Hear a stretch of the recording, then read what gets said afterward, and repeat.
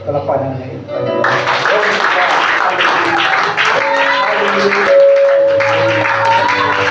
Hallelujah. Pangalawang linggo sa unang buwan ng taon ito. At tayo ay magkakaroon ng mensahe na galing sa Diyos. Nawa ang ating pag-aralan ngayon ay tumimo sa ating puso at maging pundasyon natin habang lumalakad ang mga linggo ng taon ito. Purihin ng Panginoon kung may banal na kasulatan po kayo sa Genesis 2:7. Hallelujah. Ang sabi po dito,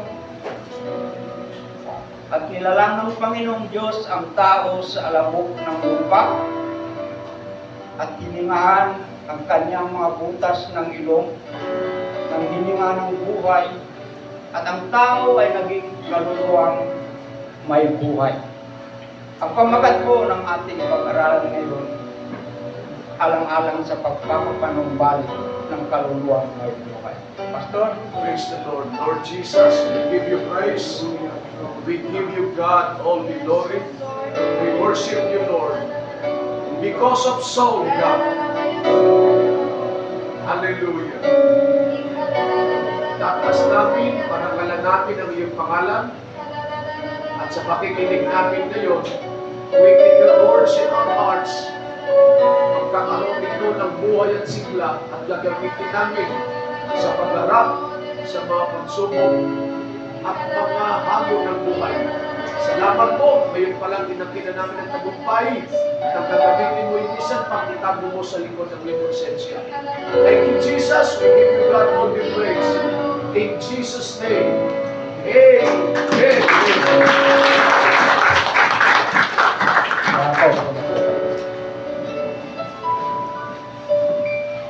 Ulitin ko lang po yung ating figures. At nilalang ng Panginoong Diyos ang tao sa alabok ng lupa at hiningahan ang kanyang mga butas ng ilong ng hininga ng buhay at ang tao ay naging kaluluwang may buhay. Ang Genesis 2:7 ay nagpapakita ng kakaibang paglikha ng Diyos sa tao. Hindi lamang nilikha ng Diyos ang tao mula sa alabok, ngunit hiningaan niya rin ito ng hininga ng buhay. Ito ay nagpapahiwatig ng pagkakaloob ng Diyos ng isang espiritual na kalikasan sa tao na naghihiwalay sa Kanya sa iba pang mga nilalang. Ang tao ay hindi lamang isang pisikal na nilalang, kundi isang kaluluwang may buhay na may kakayahang makipag-ugnayan sa Diyos at magkaroon ng kamalayan sa Kanya. Ang hininga ng buhay ay madalas nauugnay sa banal na Espiritu. Para sa mga mananampalataya ngayon, ang Genesis 2:7 ay nagpapaalala sa atin ng ating pinagmulan at layunin. Tayo ay nilikha ng Diyos, may halaga at may pananagutan sa Kanya. Ito ay nagpapaalala rin sa atin ng ating espiritual na pangangailangan at ang kahalagahan ng pagkakaugnay natin sa Diyos sa pamamagitan ni Jesucristo. Ang buong kapitulo ay nagpapakita ng perpektong relasyon sa pagitan ng Diyos at ng tao bago ang kasalanan at nagtatakda ng isang balangkas kung paano ang tao ay dapat mamuhay alinsunod sa layunin ng Diyos. Ang sinaunang kautusan ng Diyos. Pagkatapos likhain ng Diyos ang tao, ibinigay ng Diyos ang pangunahing kautusan para sa tao. Sa Genesis 2:15 hanggang 17, sa 15 po ang sabi, kinuha ng Panginoong Diyos ang lalaki at inilagay niya sa halamanan ng Eden upang kanyang alagaan at ingatan. Ang utos ay ito. At iniutos ng Panginoong Diyos sa lalaki na sinabi, sa lahat ng punong kahoy at halamanan ay makakakain ka na may kalayaan. Datapat sa kahoy ng pagkakakilala ng mabuti at masama ay huwag kang kakain, sapagkat sa araw na ikaw ay kumain, niyaon ay walang pagsalang mamamatay ka. Subalit dahil sa ahas talaga, na marites, pakilamiro at absursoliro na labag ng tao, ng taong si Adan at Eva ang utos ng Diyos. Genesis 3:1 Verse 1, ang ahas nga ay lalong tuso kaysa alinman sa mga hayop sa parang na nilikha ng Panginoong Diyos, at sinabi niya sa babae, tunay bang sinabi ng Diyos, huwag kayong kakain sa alimang punong kahoy sa lamanan? Marites talaga. Alam niya na kinausap ng Diyos si Adan tungkol sa pwedeng kainin at hindi pwedeng kainin sa mga punong kahoy. Alam niya, ang ugali kasi ng marites, kapag may nakikita nag-uusap, padaan-daan lang yan, o kaya magtago sa malapit, pero ang tainga niyan parang may booster, madaling mag-pick up ng chismis. At ganun ang ginawa ng ahas. Pagdating doon sa Genesis 3:3, at rito pala, sorry po. At sinabi ng babae sa ahas, sa bunga ng mga punong kahoy sa lamanan, ay makakain kami. Tama po yun. Sinabi po ng Diyos yun. Kaya lang pagdating dito sa verse 3, datapwat sa bunga ng punong kahoy na nasa gitna ng halamanan, ay sinabi ng Diyos, huwag kayong kakain niyaon, hindi huwag ninyong iipuin, baka kayo'y mamamatay. Ito yung mali ni Eva. At sabi niya, huwag ninyong hipuin. Wala namang sinabi na huwag hipuin ang Panginoon, wala namang sinabi ang Diyos. At ang pangalawa, baka kayo'y mamatay. Ang sinabi ng Diyos, walang pagsalang, mamamatay ka.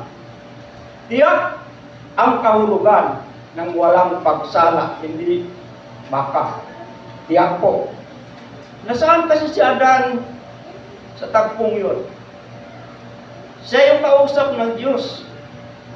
Dahil sa pakikialam ni Satanas sa gawain ng Diyos, kinain ni Adan at Eva ang pagkain pinagbabawal sa kanila ng Diyos. Dahil dito, pumasok ang kasalanan sa sangkatauhan. Mga kapatid, basahin po natin ang banal na kasulatan ng sanlibutan upang malaman natin kung ano talaga ang hindi gusto at nakalulugod sa Diyos. Huwag nating tigilang basahin hanggang sa maunawaan natin ang mga sinasabi niya. Hindi man namatay physically ang si Adan at Eva, subalit ang kaluluwang buhay na binanggit sa Genesis 2:7 ay nawala na sa kanila. Ang tunay na nakaranas ng pagbabago na ginawa ng Diyos sa buhay niya, makikita ang pagkakaiba ng buhay na wala ang Diyos at sa buhay na may kasamang presensya ng Diyos. Kapag tunay ang paglapit at pagpapasakop natin sa Diyos, unti-unti niyang i-revive ang kaluluwang buhay sa ating pagkatao na walang iba ang Espiritu Santo. Pumasok ang kasalanan sa buhay ng tao dahil sa tukso ng dyablo. Dahil sa paglabag sa utos ng Diyos, sinumpa at pinalayas ng Diyos ang tao mula sa hardin ng Eden. Bawat paglabag ay may kaakibat na consequences. Sa chapter 4 ng Genesis, nagkaanak si Adan at Eva, si Cain at Abel, at dumating ang isang pagkakataon na maghandog sila ng kanya-kanyang handog para sa Diyos. Genesis 4:3 hanggang 7 po. At nangyari nang lumalakad ang panahon ay nagdala si Cain ng isang handog na mga bungas ng lupa sa Panginoon. At nagdala rin naman si Abel ng mga panganay ng kanyang kawan at ng mga taba ng mga yaon. At nilikap ng Panginoon si Abel at ang kanyang handog. Datapwat hindi nilingap si Cain at ang kanyang handog. At nag-init na mainam si Cain at namanglaw ang kanyang mukha. At sinabi ng Panginoon kay Cain, bakit ka nag-init? At bakit namanglaw ang iyong mukha? Kung ikaw ay gumawa ng mabuti, di ba ikaw mamarapatin? Kung hindi ka gumawa ng mabuti, ay nahandusay ang kasalanan sa pintuan at sa iyo'y pahinuhod ang kanyang nasa at ikaw ay Panginoonin niya. Sa aking palagay, walang mali sa handog ni Cain na bunga ng lupa. Amen po ba? Niwala ba kayo noon? Kasi yun ang income niya eh. Walang mali doon. Sapagkat sa binanggit sa verse 3 na lumalakad ang panahon, ibig sabihin, nakasanayan na nilang maghandog. Subalit sa pagkakataong yon, wala sa ayos ang puso ni Cain. Kaya hindi nilingap ng Diyos ang handog niya. Nagalit ang Diyos sa naging reaksyon ni Cain dahil sa hindi paglingap ng Diyos sa kanyang handog. Nakita ng Diyos ang laman ng ating mga puso. Nakasanayan na sigurado ng magkakapatid na magdala ng handog sa Panginoon. Kaya lang itong si Cain, sa huling pagkakataon, pinasukan siguro ng espiritu ng pagkapagod o inggit kay Abel. Dahil sa pagkakaiba ng kanilang handog, na ang sa kanya ay mga pananim samantalang kay Abel ay karni ng hayop. Walang bagay na nalilingid sa harapan ng Diyos. Iwasan po natin ang makinig sa mga ngaral sa ibang iglesia na tuturo ng iba sa itinuturo dito sa panambahan natin. Sapagkat maaaring ito ay sisira sa ating pananampalataya at maging dahilan ng paghina ng ating pagtitiwala sa mga namumuno sa atin. Dahil sa puot na umiiral sa puso, pinatay ni Cain si Abel. Isa ito sa bunga ng mga ginagawang paglabag ni Adan at Eva sa utos ng Diyos. Nangyari ang kauna-unahang pagpatay sa kapwa-tao sa kasaysayan. Subalit hindi lingid sa Diyos ang bawat pangyayari. Lalo na kung involved ang buhay ng isang tunay na mananampalataya sa Kanya. Genesis 4:9, at sinabi ng Panginoon kay Cain, saan naroon si Abel na iyong kapatid? At sinabi niya, ewan ko, ako ba'y tagapantay sa aking kapatid? Markahan po natin ang talatang ito.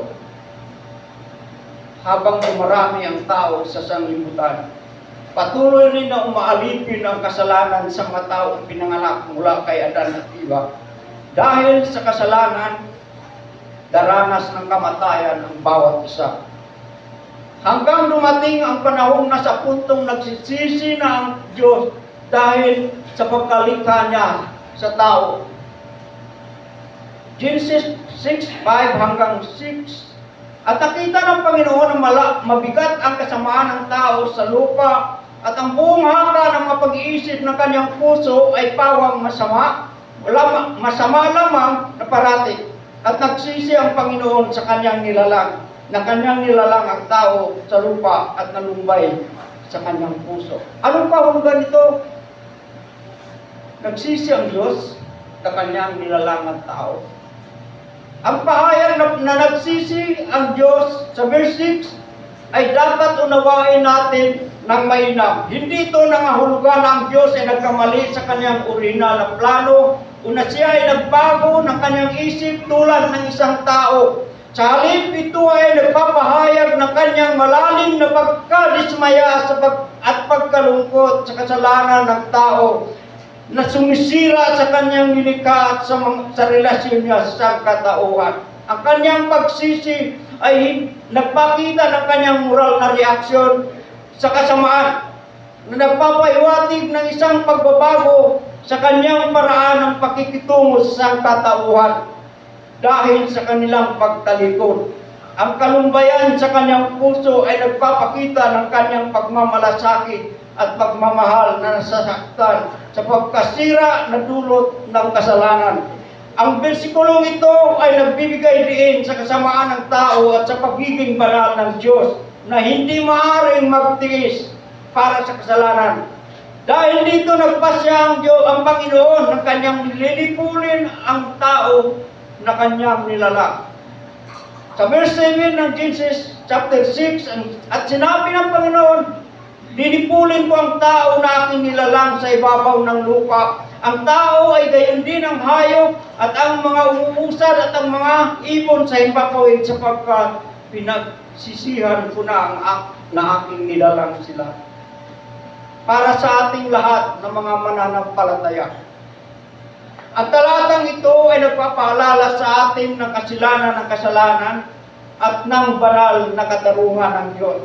Ito rin ay nagbibigay diin sa kahalagahan ng pagsunod sa Diyos tulad ng ipinakita ni Noe na nakasumpong ng biyaya sa mga mata ng Panginoon at lumalakad na kasama ang Diyos. Ang paglilipol na ito ay hindi isang walang saysay na pagkawasa, kundi isang paghanda para sa isang bagong simula sa pamamagitan ng tipan ng Diyos kay Noe na nagpapakita ng kanyang awa at pagtatapat kahit sa gitna ng paghahatol. Upang maligtas mula sa malaking baha na darating, pinagawa ng Diyos ng arko si Noe upang doon sila sasakay habang nagaganap ang baha. Initalya ng Diyos kay Noe kung paano gawin ang arko. Mababasa po natin yan sa ika-6 na kabanata ng Genesis 14 hanggang 16. Pinagdala din si Noe ng lahat ng uri ng mga may buhay at lahat ng mga pagkain nila. Maging sa panahon man ng paghatol, hindi pababayaan ng Diyos ang sino mang patuloy na nagtatapat sa Kanya hanggang sa huling sandali. This is 6:18. Tatapat, pagtitibayin ko ang aking tipan sa iyo, at ikaw ay lululan sa sasakyan, ikaw at ang iyong mga anak na lalaki, at ang iyong asawa at ang mga asawa ng iyong mga anak na kasama mo. Nang gawin ni Noe ang arko, umaabot po ng 100 taon. Mano-mano lang kasi. Mano-mano lang yung paggawa nila. Nang kausapin siya ng Panginoon para gumawa ng arko, si Noe ay nasa 500 taon. Sa Genesis 5:32, ang sinabi po, at si Noe ay may 500 taon at naging anak ni Noe si Sem, si Cham at Japhet. Nang magsimula ng pagbaha sa mag-atwid tapos ng arko, si Noe 600 years old na. Nandito po yan sa Genesis 7 verse 11. Sa ika-6 na raang taon ng buhay ni Noe, ng ikalawang buwan sa ika-17 araw ng buwan, ng araw din yun ay nangasira ang lahat ng bukal ng lubhang kalaliman at ang bulungawan ng langit ay nabuksan. Habang ginagawa ni Noe ng pamilya niya ang arko, patuloy silang nangangaral. Siyempre, sa dami ng tao sa paligid nila habang ginagawa ang arko, hindi maaaring walang lalapit sa kanila para magtanong, ano yung ginagawa ninyo? Subalit, ang sagot ni Noe ay ang ayon lamang sa katuwiran ng Diyos. Kung ano yung gusto ng Diyos, sabi siguro ninyo, sinunod ko lang ang sabi ng Diyos, pinarating na baka. Ngunit hindi siya pinapaniwalaan ng mga tao. Sa ikalawang Pedro 2:5, at ang dating sanglibutan ay hindi pinatawad, dapat iningatan si Noe na tagapangaral ng katuwiran na kasama ng ibang ito pa, nung dalhin ang pagkabunaw sa sanlibutan ng masasama. Ngunit dahil sa sukdulan ng kasamaan ng tao ng panahon na yon, wala silang naakay para magbalik loob sa Panginoon. Kung may nangyaring paghatol ng panahon ni Noe, gayon din sa panahon ng pagbabalik ng Panginoon, may mangyayaring paghatol. Lucas 17:26 hanggang 27. At kung paano ang nangyari sa mga kaarawan ni Noe, ay gayon din naman ang mangyayari sa mga karawan ng anak ng tao. Sila'y nagsisikain, sila'y nagsisinom, sila'y nangag-aasawa, at sila'y pinapag-aasawa hanggang sa araw na pumasok na daong si Noe at dumating ang pagbunaw at nilipol silang lahat. Dahil sa kasalanan na nagawa ni Adan, lahat ng tao ay nadamay sa ayaw at sa gusto man natin, dala-dala natin ang bunga ng pagkakasala ni Adan at Eva. Mula pa sa paglabas natin sa sinapupunan ng ating ina, patay tayo sa harapan ng Panginoon dahil walang sa atin ang hininga ng Diyos na ibinigay niya nang libdain niya ang tao. Roma 5:12. Kaya kung paano na sa pamamagitan ng isang tao ay pumasok ang kasalanan sa sanlibutan at ang kamatayan sa pamamagitan ng kasalanan. At sa ganito yung kamatayan ay naranasan ng lahat ng mga tao sapagkat ang lahat ay nangagkasala. Ang kamatayan ay resulta ng kasalanan. Roma 6:23. Sapagkat ang kabayaran ng kasalanan ay kamatayan. Datapwat ang kaloob na walang bayad ng Diyos ay buhay na walang hanggan kay Kristo Jesus na Panginoon natin. Ang proseso ng pagpapanumbalik sa kalooban ng Diyos upang maligtas sa darating na paghatol. Kailangan ng tao dumaan sa isang proseso upang maging katanggap-tanggap siya na magpasakop sa ilalim ng katuwiran ng Diyos. Kailangan ng tao na may panganak muli. Sa Juan 3:3, sumagot si Jesus, kanya sinabi, katotohanan, sinasabi ko sa iyo, malibang na ang tao ipanganak na muli ay hindi siya makita ng kaharian ng Diyos. Sa kapanganakan muli, kailangan nating mananampalataya sa ating Panginoong Hesus. Juan 6:47. Katotohanan, sinasabi ko sa inyo, ang sumampalataya ay may buhay na walang hanggan. Ikalawang Korinto 5:17. Kaya't kung ang sino man ay na kay Kristo, siya'y bagong nilalang at ang mga dating bagay ay nagsilipas na. Narito sila'y pawang naging mga bago. Kailangan din nating magbautismo sa tubig sa pangalan ni Jesus at tumanggap ng Espiritu Santo. Juan 3:5-7. Sumagot si Jesus, katotohanan, sinasabi ko sa iyo, maliban ang tao'y ipanganak ng tubig at ng Espiritu, ay hindi siya makapapasok sa kaharian ng Diyos. Ang ipinanganak ng laman, verse 6, ay laman nga at ang ipinanganak ng Espiritu ay Espiritu nga. Huwag ngang magtaka sa aking sinabi sa iyo, kailangan kayo'y ipanganak na muli. Nang magsimula ang Panginoong Hesus sa kanyang ministeryo, tumawag siya ng 12 tao upang maging kanyang mga apostoles o alagad at ihanda upang ipagpatuloy ang ministeryong kanyang itinatag. Subalit si Judas Iscariote ay hindi nakasama sa huling sandali bago umakyat sa langit ang Panginoong Hesus. Alam na natin ang ginawa at nangyari kay Judas Iscariote. Walang puwang ang kasalanan sa kabanalan ng Diyos. Ang ipinalit kay Judas Iscariote ay si Matias sa mga Gawa 1:23. At kanilang binukod ang dalawa, si Jose na tinatawag na Barsabas na pinamagatang Justo at si Matias.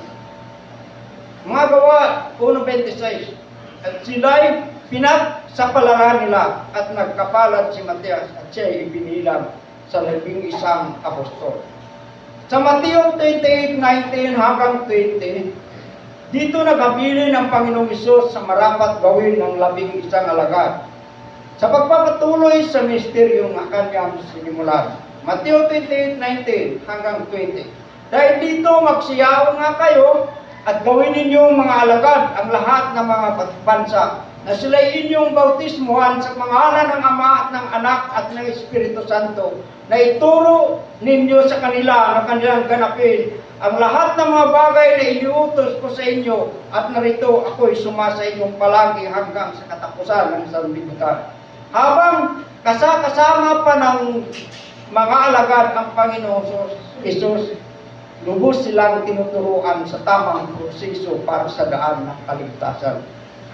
Narito ang isang halimbawa kung paano tinuruan ang Panginoon Isus ng mga alagad. Sa Lucas 24 hanggang 44 hanggang 49, sinabi po dito, at sinabi niya sa kanila, ito ang aking mga salitang sinasabi ko sa inyo, na kayo'y sumasa inyo pa, na ako'y sumasa inyo pa, na kinakailangang matupad ang lahat ng mga bagay na nangasusulat tungkol sa akin sa kautusan ni Moises at sa mga propeta at sa mga awit. 45, nang magkagayoy binuksan niya ang kanilang mga pag-iisip upang mapag-unawa nila ang mga kasulatan. At sinabi niya sa kanila, ganyan ang pagkasulat na kinakailangan maghirap ang Kristo at magbangon muli sa mga patay sa ikatlong araw. At ipangaral ang kanyang pangalan, ang pagsisisi at pagpapatawad ng mga kasalanan sa lahat ng mga bansa. Magbuhat sa Jerusalem. Kayo'y mga saksi ng mga bagay na ito, at narito ipadadala ko sa inyo ang pangako ng aking Ama, tatapat magsipanatili kayo sa bayan hanggang kayo'y masangkapan ng kapangyarihan galing sa itaas. Kaya nang matanggap nila ang pangako na yon habang sila ay nasa Jerusalem, noong araw ng Pentecostes, na silang 12 alagad ay nangapuspos ng banal na Espiritu, at nagsalita ng iba't ibang wika kung saan sa pagtitipon na yon, naroon din ang iba't ibang mga tao na nanggaling sa kanilang mga bansa. Nagtaka sila, bakit naintindihan nila ang mga sinasalita ng mga apostol ayon sa kanilang mga wika. Dahil dito, pinagbintangan silang mga lasing lamang. Subalit nang tumayo si Pedro kasama ng labing-isa, siya ay nangaral tungkol sa hula ni Propeta Joel ukol sa pagkabuhos ng Espiritu Santo, at ipinangaral din nila ang Ebanghelyo ni Kristo. Mababasa po ito sa mga Gawa 2:1 hanggang 36. Natupad sa araw na yon ang sabi ng Panginoon sa Lucas 24:47 na sinabi ay pangaral sa kanyang pangalan ang pagsisisi at magpatawad ng mga kasalanan sa lahat ng mga bansa, magbuhat sa Jerusalem. Nang marinig ng mga tao ang pangaral ni Pedro, nagtanong sila kung ano ang kanilang dapat gawin. Mga Gawa 2:38, sinabi sa kanila ni Pedro, magsisi kayo at mga bautismo ang bawat isa sa inyo sa pangalan ni Jesucristo sa ikapagpapatawad ng inyong mga kasalanan, at tatanggapin ninyo ang kaloob ng Espiritu Santo. Ang katuruan na ating tinatahak sa ating iglesia ay ayon sa mga turo ng mga apostol. Amen? Nasa tamang pananampalataya po tayo. Manatiling matibay nawa tayo dito. Ang tema po natin, because of soul. Bakit? Ang sabi sa Lucas 19:10, sapagkat ang anak ng tao ay naparito upang hanapin at iligtas ang nawala. Ang Diyos ay patuloy na nagbibigay ng pagkakataon para sa pagpapanumbalik at pagpapala para sa lahat. Sabi doon sa Genesis 9:11 hanggang 17, at aking pagtitibayin ang aking tipan sa inyo, ni hindi ko na lilipulin ang lahat ng laman sa pamamagitan ng tubig at ng baha. Ni hindi na magkaroon pa ng bahang gigiba ng lupa. At sinabi ng Diyos, ito ang tanda ng tipang ginawa ko sa inyo at sa bawat kinapal na may buhay na kasama ninyo sa buong panahon. Ang aking mahagari ay inialalagay ko sa alapaap, at siya magiging tanda ng tipan ko at ng lupa. At mangyayari pagka ako'y magbababa ng isang alapaap sa ibabaw ng lupa, na may kita ang bahaghari sa alapaap, at alalahanin ko ang aking tipan na inilabda ko sa akin at sa inyo. At sa bawat kinapal na may buhay sa lahat ng laman. At ang tubig ay hindi na magiging bahang nilipol sa lahat ng laman. At ang bahaghari ay pasa sa alapaap at aking mamasdan upang aking maalala ang walang hanggang tipa ng Diyos at ng bawat kinapal na may buhay sa lahat ng lamang nasa ibabaw ng lupa. At sinabi ng Diyos kay Noe, ito ang tanda ng tipan, inilagda ko sa akin at sa lahat ng laman na nasa ibabaw ng lupa.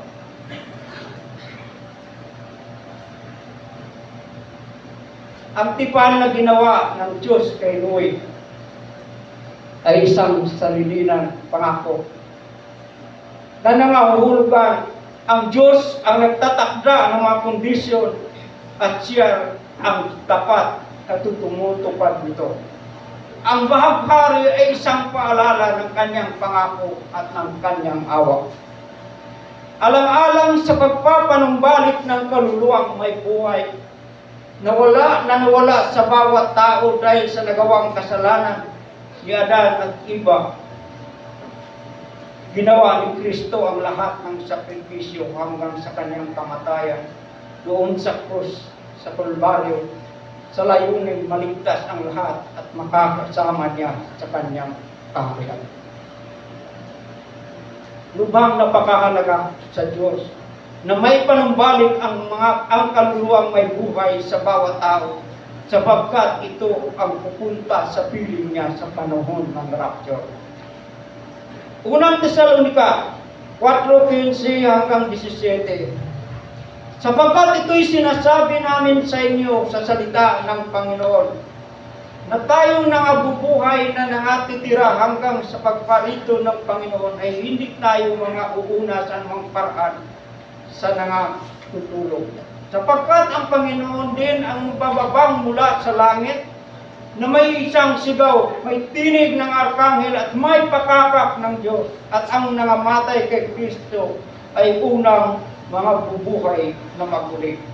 17, kung magkagayon, tayo na bubuhay na nangatitira ay aagawin kasama nila sa mga alapaap upang salubungin ang Panginoon sa hangin at sa ganito'y sa Panginoon tayo magpakailanman.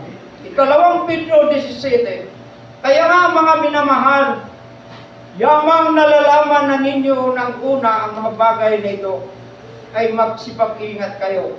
Baka kung mga ligaw kayo sa pamagitan ng kamalian ng masasama, ay mga hulog kayo sa inyong sarili katyagaan.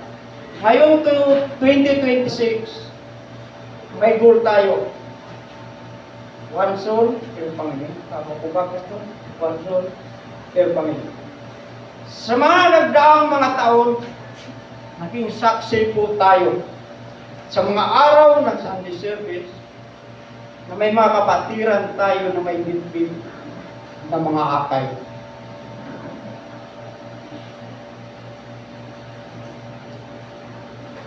Amin po ba? May mga kapatiran tayo na nagdadala ng mga akay sa panampakan.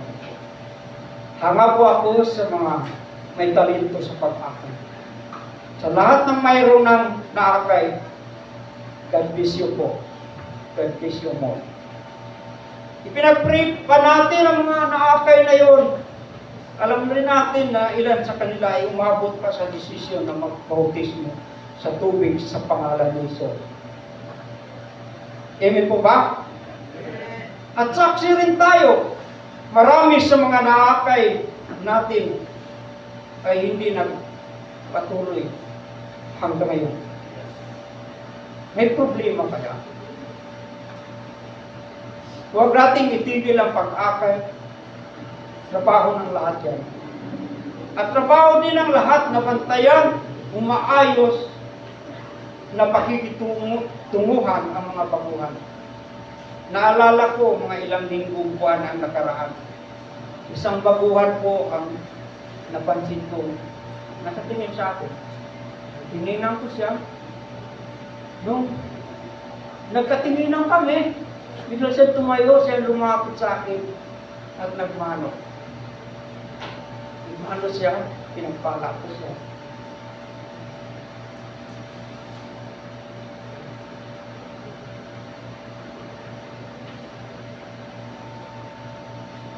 Ang araw na yun ay huling araw na rin pala ng pagkikita namin. Nalulungkot ako at namimiss ko ang kabataan yun. Pinag-pray ko na lang na sana bumalik pa siya dito sa church natin. May naakay o walang naakay, ang lahat sa atin ay marapat magbahagi ng kayang gawin upang mapangalagaan at mabantayan ang mga baguhan sa ating panambahan. Naalala po siguro ang mga leaders natin, kung may gagawin silang hakbang walang tuntunin alang-alang sa pagpapanumbalik sa kaluluwa may buhay sa bawat tao, tatawagin ni Diyos. Awit 126 verse 4 hanggang 6. Papanumbalikin muli ang aming nangabihan, O Panginoon. Nagaya ng mga bati sa timugan. Sila na nagsisi at paghasip na may luha ay magsisiani na may kagalakan. Siyang lumalabas at umiiyak na nagdadala ng binhing tatanim. Siya hindi sasalang babalik na may kagalakan na dala ng kanyang mga tangkas. Ang mga talatang ating binasa sa awit 126 verse 4 hanggang 6 ay nagpapahayag ng katotohanan ng pagliligtas ng Diyos. At sa pamamagitan ng biyaya na isinasagawa sa pamamagitan ng banal na Espiritu. Ang pagpapanumbalik na ito ay hindi lamang nakabatay sa mga gawa ng tao, kundi sa kapangyarihan at katapatan ng Diyos. Para sa atin na mga mananampalataya na, ang mga talatang ito ay nagpapaalala na sa kabila ng pagsubok, pagkabihag na ating naranasan sa buhay, may mga pagsubok na maaring espiritual, emosyonal o pisikal. Ang Diyos ang may kakayahan at kagustuhang ibalik tayo at magsiglahin ang ating buhay. Ang pag-aambing sa mga batis sa timugan ay nagbibigay diin sa pag-asa na ang pagliligtas ng Diyos ay maaring maging biglaan, masagana at nagpapanumbalik na nagdadala ng kagalakan at pagpapala sa ating mga payak na kalagayan. Ang buong salmo ay nagtuturo sa atin na umasa sa Diyos para sa pagpapanumbalik, hindi lamang sa nakaraan, kundi pati na rin sa kasalukuyan at binaharap. Purihin ang Diyos, pagpalain tayong lahat.